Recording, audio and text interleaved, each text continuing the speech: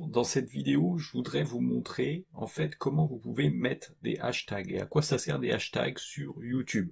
Donc comment on fait ça? Très simplement, vous allez dans une vidéo, hop, par exemple celle-ci, vous trouvez un hashtag qui vous intéresse.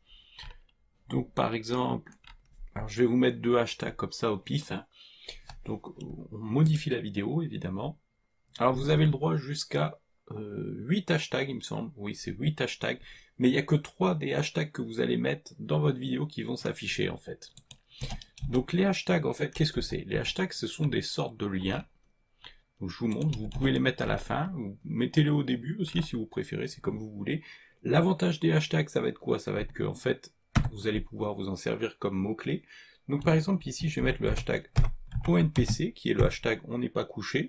Alors, par contre c'est en minuscule il me semble. Hop, hop. C'est une émission que vous connaissez probablement, qui passe sur France 2 le samedi soir. Et on va chercher le hashtag donc Wheeler Dealer. Alors je vous prends ces exemples là parce qu'en fait c'est des hashtags où il n'y a pas grand monde, donc ça va vous montrer comment vous pouvez utiliser ça. Donc Wheeler Dealer France. Voilà. Donc je vais reprendre une petite vidéo, celle-ci, voilà, où il y avait le hashtag. Hop, voilà. Donc le hashtag en fait c'est ça, c'est les petites choses là, vous voyez. Hop. Donc je vais essayer de le sélectionner. Évidemment, je n'y arrive pas comme ça. Je vais y arriver, voilà. Donc les hashtags c'est les petits trucs bleus, et en fait ça fait des sortes de liens, c'est-à-dire que si je vais cliquer dessus, là par exemple, hop, ça va me ressortir toutes les vidéos où il y a ce hashtag là en fait, ok? Donc pareil, si je clique sur Honda, ça va me ressortir toutes les vidéos où il y a ce hashtag là. Voilà, donc là vous voyez, il y a beaucoup plus de choses.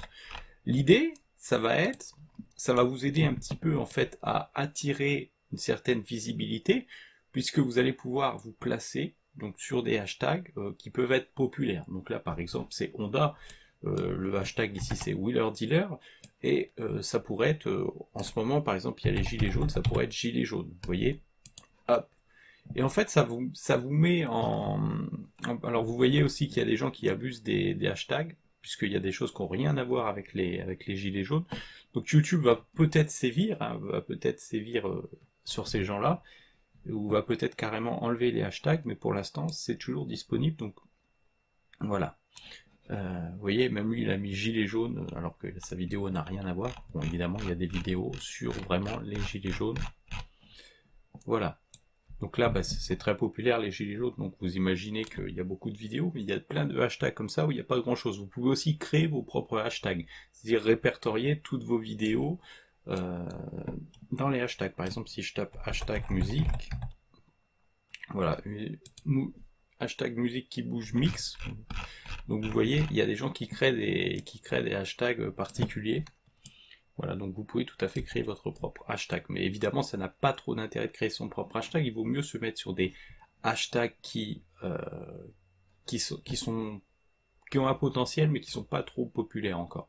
Donc là, par exemple, Wheeler Dealer, dans l'exemple que je vous montre, alors évidemment, c'est si vous faites des choses sur les voitures, hein, ou vous faites sur cette émission en particulier, il est intéressant parce qu'il n'y a qu'une seule vidéo, même de la même chose si je vous mets on n'est pas couché.